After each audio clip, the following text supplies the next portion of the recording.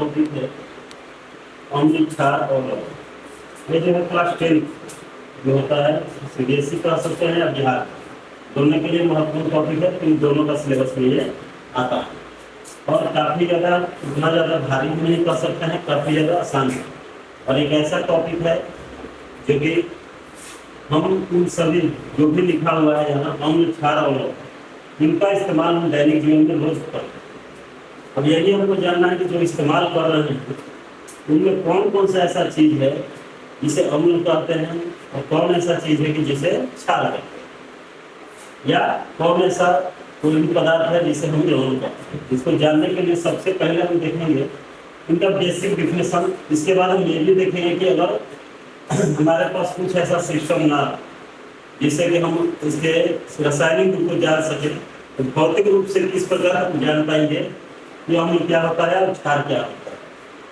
इसी के बारे में अगर चलते हैं वीडियो में, तो सबसे पहले यहाँ देख सकते हैं कि हमारे पास 3 बीकर दिखाया गया। एक के ऊपर लिखा गया है HCl और नीचे में है एसिड। एसिड माने अम्ल। दूसरा है हमारा बेस यानी क्षार, ऊपर में लिखा हुआ है NaOH।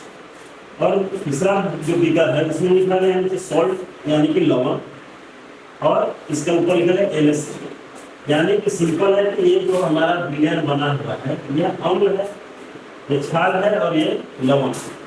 अब इसमें हम देख सकते हैं कि HCl का मतलब होता है हाइड्रोक्लोरिक एसिड। अब इसको जब जल में ढाला गया है तो यहाँ क्लोरीन और हाइड्रोजन दोनों आयन टूट चुके हैं, और यहाँ जब NaOH को डाला गया है, जल में घोला गया है, तो सोडियम के आयन और हाइड्रोक्साइड के आयन यानी OH के आयन ये टूट कर अलग हो चुके हैं। और यहाँ देख सकते हैं NaCl जब डाला गया है तो दोनों के आयन टूट के अलग। अब इनका कुछ अपने आप में एक अर्थ निकलता है।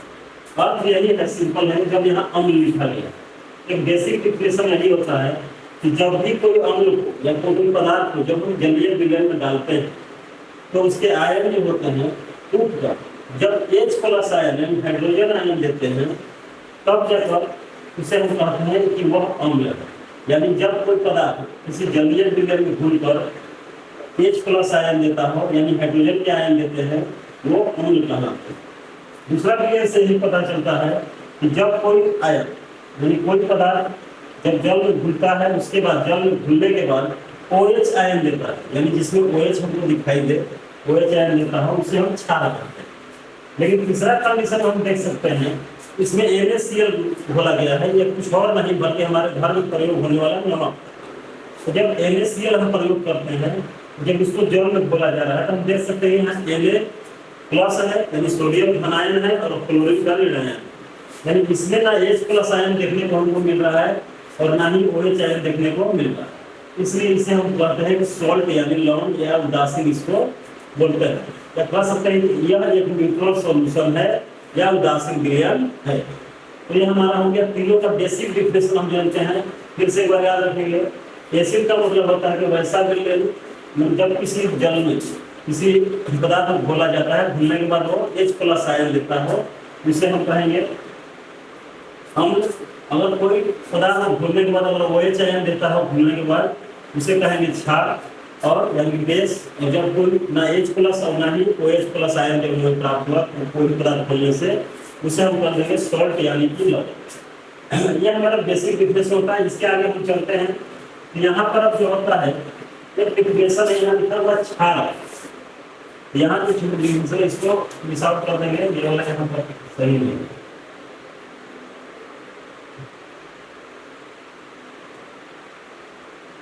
यहाँ पर है क्षार यानी कि बेस, वहाँ लिखा हुआ है कि वह क्षार जो पानी में विलय होता है उन्हें क्षार कहते हैं। क्षारक नहीं, क्या कहते हैं? क्षार। ये याद रखना है। क्षारक क्या होता है, इसका एक और नाम है भस्म। भस्म को हम राख के नाम से भी जानते हैं, यानी कि जब कोई जलावन वाला जलता है तो राख उत्पन्न होता है, वो भी एक क्षार यानी उससे हम भस्म कहते हैं। देखे होंगे कि हम लोग भस्म जो है शंकर भगवान हमेशा लगते रहते, वो एक क्षार है। अगर वही क्षारक मतलब वो क्षारक है और उसको भस्म कहें या क्षारक है, उसी प्रकार का कोई भी क्षारक होता है, अगर वो जल में घुल जाता है तो उसे हम कहते हैं कि क्षार है, और जल में नहीं घुलता है तो कहेंगे वो क्षारक है। ध्यान देने वाला बात है कि एग्जाम में पूछा जाता है क्या सभी क्षार क्षार होते हैं, इसका सिंपल जवाब है नहीं। क्षार वही कहलाएगा जो क्षार जल में घुल जाए। अगर जो क्षार जल नहीं घुलेंगे वो क्षार नहीं कहलाएंगे। यानी कि जितने भी क्षार होते हैं सभी क्षारक कहला सकते हैं, लेकिन सभी क्षारक क्षार नहीं कहला सकते हैं, इसको याद रखना। अब यहाँ पर अम्ल व रासायनिक यौगिक जो हम बात करते हैं भौतिक रूप से कैसे जान सकते हैं। अम्ल वह क्षारक है जो जलीय विलय में तीखा स्वाद देता है, या पास खट्टा देता है, तीखा की जगह हम खट्टा यूज करेंगे। यानी कोई भी पदार्थ में खट्टापन आ रहा है तो हम कह सकते हैं क्या है, अम्ल, एक प्रकार का एसिड। जैसे दही खाते हैं उसमें खट्टापन, वो भी क्या है, एक अम्ल। नींबू, संतरा, बहुत सारे फल हैं जो कि हमें ठंडा, इमली, ये सब फल जो है हमें खट्टा महसूस होता है खाने में, क्योंकि उसमें अम्ल पाया जाता है। और दूसरा क्या होता है, जो खट्टा हो गया अम्ल स्वाद में तो खट्टा होता है। दूसरा होता है संक्षारक प्रभाव, यानी कि कोरोजन प्रॉपर्टी इफेक्ट का सकते। तो इसका जो होता है एसिड का एक और इफेक्ट होता है कोरोजन, यानी कि जब इसमें क्या ये इसको धातु वगैरह के साथ रखा जाता है तो धातु को नष्ट करता है, यानी कि जो भी मेटल वगैरह है उसको डिस्ट्रॉय करने का काम करता है, उसमें कोरोजन करता है, उसको खराब करने का काम करता है, यानी कोरोजन इफेक्ट डालता है, यानी संक्षारण करता है, यानी उसको नष्ट करने का काम करता है।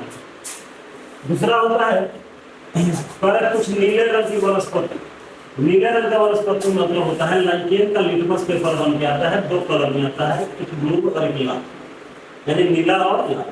तो जब नीला रंग का कोई लिटमस पेपर है और उस पर जब एसिड डाला जाता है यानी अम्ल डाला जाता है तो उसका रंग जो होता है लाल कर देता है।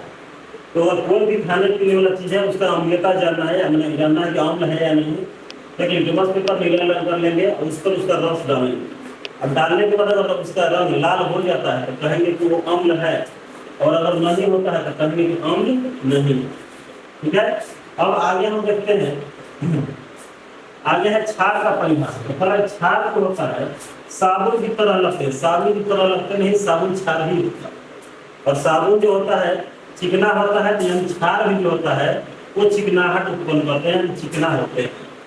उसके अलावा ये इसमें उल्टा हो जाता है। अब जैसे अम्ल जो होता है नीला वनस्पति लिटमस पेपर को लाल कर रहा था, तो ये क्या करेगा, लाल को नीला कर देगा। यानी क्षार जो है नीला लिटमस पेपर को, लाल लिटमस पेपर को नीला कर देता है और अम्ल नीला कर लाता है। अब याद कैसे रखेंगे, हम जानते हैं कि अम्ल में क्या है, लास्ट में लाल लॉ है, यानी याद रखेंगे अम्ल जो होता है वो लाल करता है। तब लाल करेगा तो किसको करेगा, तो ब्लू के लाल करेगा, लड़के के थोड़ा लाल करेगा। ये हमको ध्यान में रखना है, अम्ल क्या करेगा, लाल करता है और क्षार जो है वो नीला करता है। इतना हमको याद रहेगा। उसके अलावा भी याद रखने का तरीका है कि जितना भी हड्डा हो गया, मधुमक्खी हो गया, चींटी हो गया, ये सब डंक मारते हैं तो उनमें क्या होता है, लाल रंग। अरे डंक मारते हैं तो वहाँ लाल हो जाता है, तो इससे भी याद करेंगे अम्ल क्या होता है, लाल कर देता है, क्योंकि वो डंक में अम्ल पाया जाता है। अब आगे हम चलते हैं। अब यहाँ देखेंगे कुछ भौतिक गुण दिए गए हैं, कुछ रासायनिक गुण भी हो सकते हैं। Chemical substance that have a surface, आगे है acetic acid, citric acid. Acid जो होता है, एसिड जो होता है वो ध्यान देना है कि वो सिरका को बोला जा रहा है, और सिट्रिक एसिड जो होता है वो नींबू में पाया जाता है। दोनों का स्वाद क्या होता है, खट्टा होता है। वो एग्जाम्पल दिया है कि कोई अम्ल जो है उसका स्वाद क्या होता है, खट्टा होता है, जैसे कि एसिटिक अम्ल और हमारा साइट्रिक एसिड। पर जब किसी अम्ल को पानी में घोला जाता है, ये पहले हम बता चुके हैं क्या देता है, हाइड्रोजन आयन देता है। उसके बाद कहा कि जब अम्ल को नीले लिटमस पेपर सिंपल लाल कर देता है, जान गए। दूसरा है अम्ल का पीएच मान 7 से कम होता है। अब ध्यान देना हमारा पीएच मान होता क्या है, तो पीएच मान जो होता है कह सकते हैं पीएच स्केल होता है जिस पर 14 तक का अंक अंकित होता है। ठीक है, अब वहां पर जो होता है 1 से 14 तक इसमें पीएच स्केल आता है और दिखाई दे रहा हूँ आपको। अब इसमें क्या होता है कि 1 से 14 तक का होता है अंक होता है, जिसमें 1 से यहाँ तक 14 तक होगा, बीच में हमारा 7 होगा, बाकी 1 2 3 4 5 6 इधर 8 9 10 11 12 यहाँ होगा 13। इस तरह से उसका अंक अंकित होता है। और सभी अंकों का रंग अलग अलग होता है, तो सर्वात्मक सूचक बोला जाता है।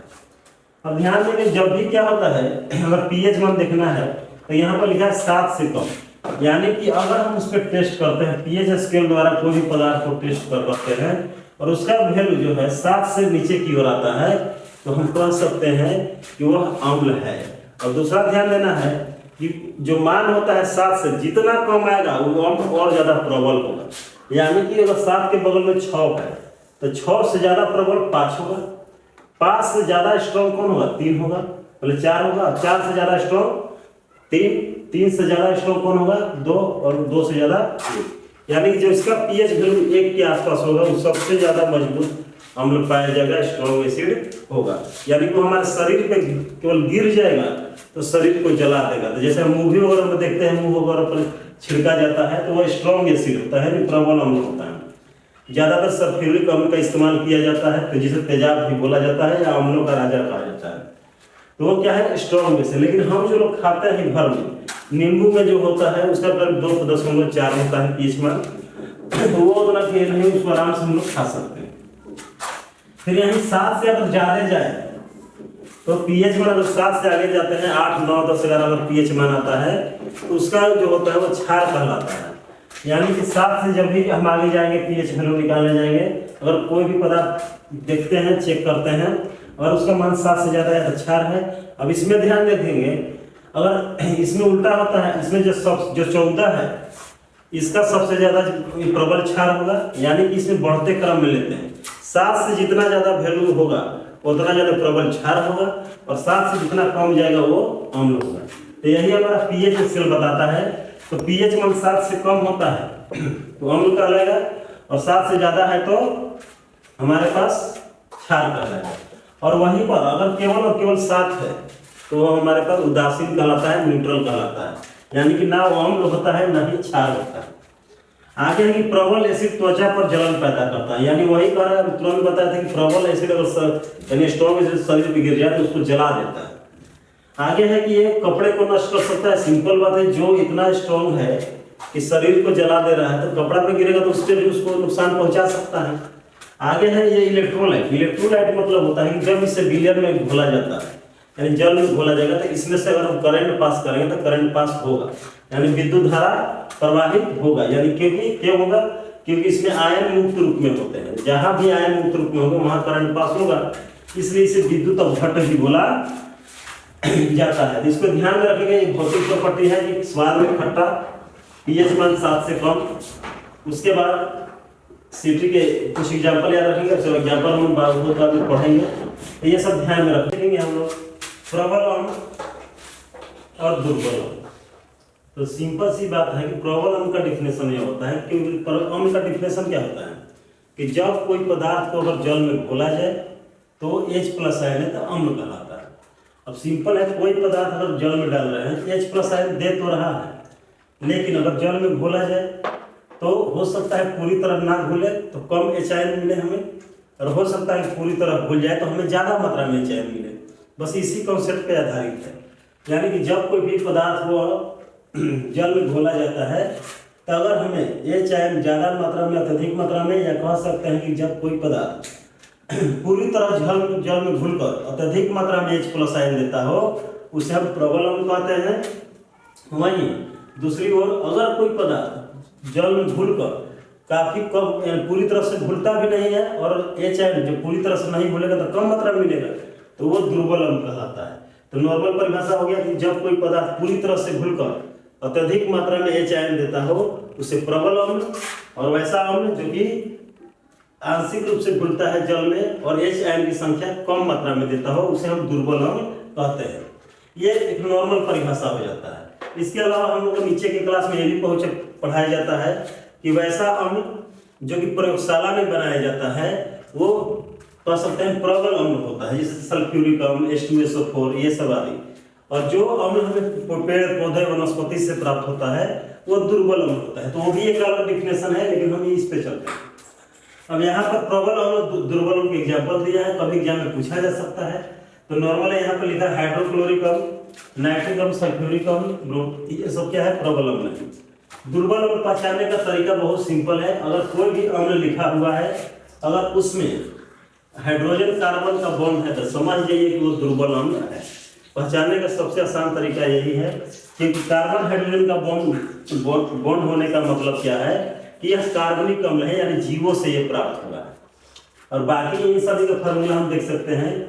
तो इसमें कुछ जो है लिखा हुआ है यहाँ प्रबल अम्ल में जो लिखा गया है हमारे पास, वो लिखा गया है हाइड्रोक्लोरिक अम्ल H2SO4। ये सब प्रयोगशाला में बनाए जाते हैं। ये क्या है, पेड़ पौधों से प्राप्त नहीं होते। तो अब जो जो आसान लगे परिभाषा याद रख सकते हैं, ये भी रख सकते हैं। पहला ये कि अगर कोई अम्ल को जल में घोला जाए तो पूरी तरह घुलकर अत्यधिक मात्रा में अगर एच देता है तो प्रबल अम्ल। अगर कोई अम्ल को घोला जाता है जल में और कम मात्रा में घुलता है और काफी कम संख्या में एच हमको मिलता है तो वो दुर्बल अम्ल कहलाएगा।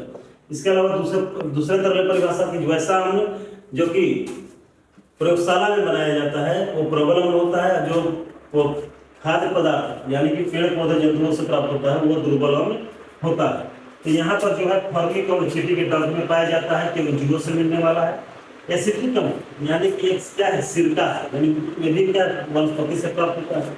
सिट्रिक एसिड वही क्या है, दुर्बल अम्ल है क्योंकि नींबू से प्राप्त होता है। तो ये सारे अम्ल जो है नीचे लिखा गया है दुर्बल अम्ल है। और पहचानने का तरीका बता दें, जिसमें कार्बन हाइड्रोजन का बंधन होगा वो कार्बनिक अम्ल कहलाएगा, वो सारे दुर्बल होंगे। जिसमें कार्बन हाइड्रोजन का बॉन्डिंग नहीं होगा मैक्सिमम केसेस में वो प्रबल अम्ल होते हैं, हमेशा नहीं। क्योंकि यहाँ देख सकते हैं HNO2 दिया है, H2SO3 दिया है, यानी बारिश में जो अम्ल हमारे शरीर में गिरता है सल्फर डाइऑक्साइड से जो जल रिएक्शन करता है तो वो H2SO3 ही होता है। इतना हम ध्यान में रखेंगे। अब आगे आता है क्षार का भौतिक गुण। हम तो अम्ल के बारे में पढ़ रहे थे, यहाँ क्षार के बारे में पढ़ेंगे तो जस्ट उसका उल्टा होता है। अब इसका स्वाद क्या होता है, कड़वा होता है, यानी स्वाद टेस्ट में क्या होता है, बिटर होता है, कड़वा होता है।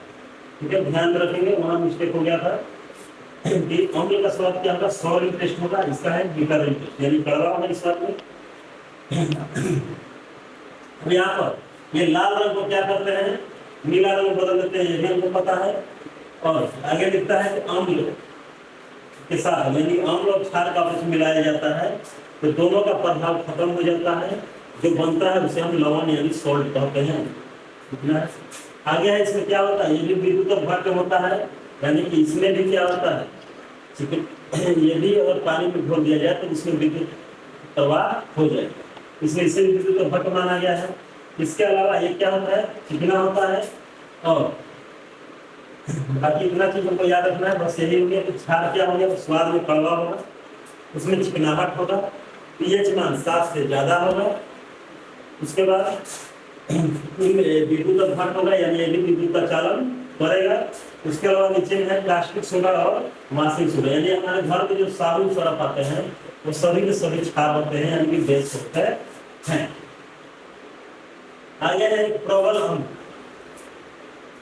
प्रबल क्षार दुर्बल। तो इसका भी परिभाषा वही है कि वैसे क्षार जो कि अगर पानी में घोला जाए पूरी तरह घुल के OH आयन अत्यधिक ज्यादा मात्रा में देते हैं तो प्रबल, और आंशिक रूप से घुलकर कम मात्रा में अगर देते हैं OH आयन तो क्या होंगे, दुर्बल कहलाएंगे। तो परिभाषा यही होगा कि वैसे कोई भी क्षार जो कि जल में घुलकर पूरी तरह से घुलकर OH आयन अत्यधिक मात्रा में देते हो वो प्रबल क्षार कहलाएंगे। और वैसे हम ये क्षार जो कि जल में आंशिक रूप से घुलते हैं और काफी कम मात्रा में OH आयन देते हैं वो दुर्बल क्षार कहलाते हैं। परिभाषा सिंपल है। और प्रबल का याद रखिए सोडियम हाइड्रोक्साइड और कैल्शियम हाइड्रोक्साइड। और दुर्बल में हमारा होता है चूना, जो कि नॉर्मल लोग पान में लगा के खाते हैं। तो सिंपल है, ज्यादा होता तो हम नहीं पाते तो हल्का दुर्बल में आ जाए, ये चीज हम याद रखेंगे। आगे है कि स्रोत के आधार पर, जिसके बारे में हम जिक्र कर चुके हैं, हल्का फिर जिक्र करते हैं। पर स्रोत के आधार पर 2 प्रकार से बांटा गया है, कार्बनिक और अकार्बनिक। तो सिंपल है, कार्बनिक और अकार्बनिक का मतलब कार्बनिक बता दिए, वैसा अम्ल जो कि जीव जंतुओं से प्राप्त होता है कार्बनिक अम्ल कहलाता है, जैसे सिट्रिक एसिड, एसिटिक एसिड, ये सब। और जो प्रयोगशाला में बनाया जाता है उसे अकार्बनिक अम्ल कहते हैं। अकार्बनिक का मतलब हो गया कि उसमें कार्बन हाइड्रोजन के बीच बंधन नहीं पाया जाता, यानी कि जब कोई भी यौगिक में कार्बन हाइड्रोजन के बीच बंधन पाया जाता है कार्बनिक यौगिक कहलाता है।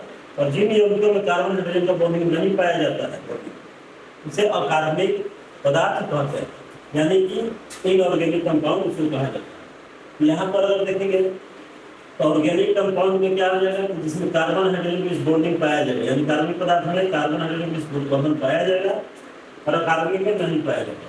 तो अकार्बनिक यानी इनऑर्गेनिक जो हमारे बेस होते हैं, एसिड के स्लोप होते हैं, वो सब के सब प्रयोगशाला में बनाए जाते हैं। बाकी जो होता है कार्बनिक पदार्थ वो जीव जंतु से प्राप्त होता है। यहाँ देख सकते हैं H2SO4 HCl HNO3, ये क्या है, अकार्बनिक यानी इनऑर्गेनिक, ठीक है। और ये जीव जंतु से प्राप्त नहीं किए जा सकते हैं, कोई फैक्ट्री में बनाया जाएगा। और ऊपर में जो सिरका एसिडिक ऑयलिक लगा है, जैतून का तेल, ये जो है कार्बनिक है, जीव जंतु से प्राप्त होता है। उनका जब भी फॉर्मूला देखेंगे तो कार्बन हाइड्रोजन का बंधन इसमें पाया जाएगा। तो हमेशा पहचान का तरीका यही होगा कि जिसके फॉर्मूला में कार्बन हाइड्रोजन का बंधन पाया जाएगा वो कार्बनिक होगा, जीव से प्राप्त हुआ है। अगर नहीं पाया जाए कार्बन हाइड्रोजन, समझ जाना है कि वो प्रयोगशाला में बनाया गया है, वो काफी ज्यादा स्ट्रॉन्ग है।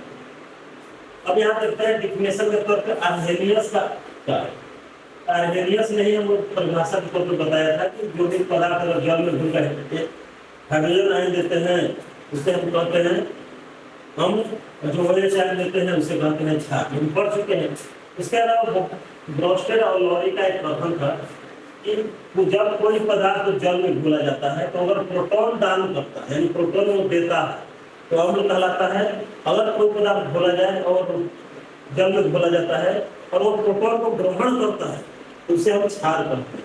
यह किसका डिफिनेशन है, ब्रोस्टेड एंड लॉरी का ये डिफिनेशन है।